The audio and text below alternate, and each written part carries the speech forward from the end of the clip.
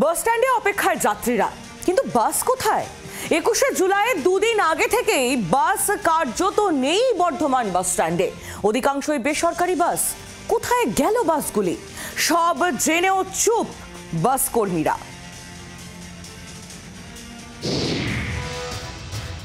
টের মিলেছিল দুদিন আগেই বাস টার্মিনাস থেকে এক এক করে কমছিল বাসের সংখ্যা। রবিবার দুর্বিষহ অবস্থা।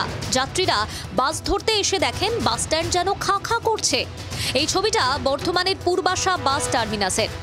রায়না, খণ্ডঘোষ, জামালপুর, আরামবাগ, তারকেশ্বর সহ একাধিক রুটে বাস নেই।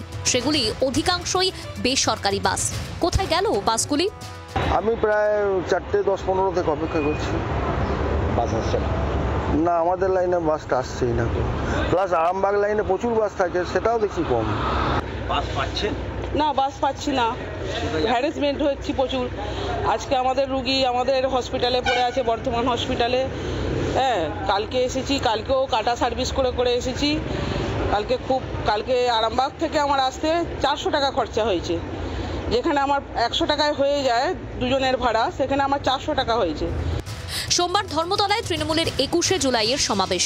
জেলা থেকে বাসে চড়ে ধর্মতলায় সমাবেশে যোগ দিতে ইতিমধ্যে অধিকাংশ বেসরকারি বাস তুলে নিয়েছেন তৃণমূল কর্মীরা। তারই প্রভাব পড়েছে বর্ধমানের একাধিক রুটে। এই নিয়ে শাসক দলকে কটাক্ষ করেছে বিজেপি।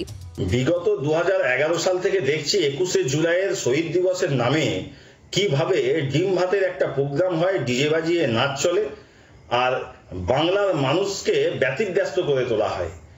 পরিবহন ব্যবস্থা সম্পূর্ণরূপে ভেঙে পড়েছে অন্যান্য বছরের ন্যায় এবছরে।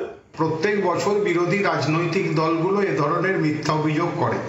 কারণ 21শে জুলাই একটা বড় সমাবেশ, প্রচুর মানুষ যায়, বাস ভাড়া করে এদের নিয়ে যাওয়া সম্ভব হয় না।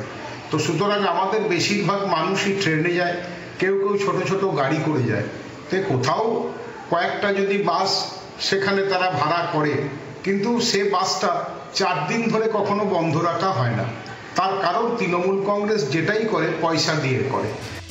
বাস মিলছে না কালনা, মন্তেশ্বর, কাটোয়া, মঙ্গলকোট, রেকুগ্রাম, দুর্গাপুর সহ একাধিক রুটেও।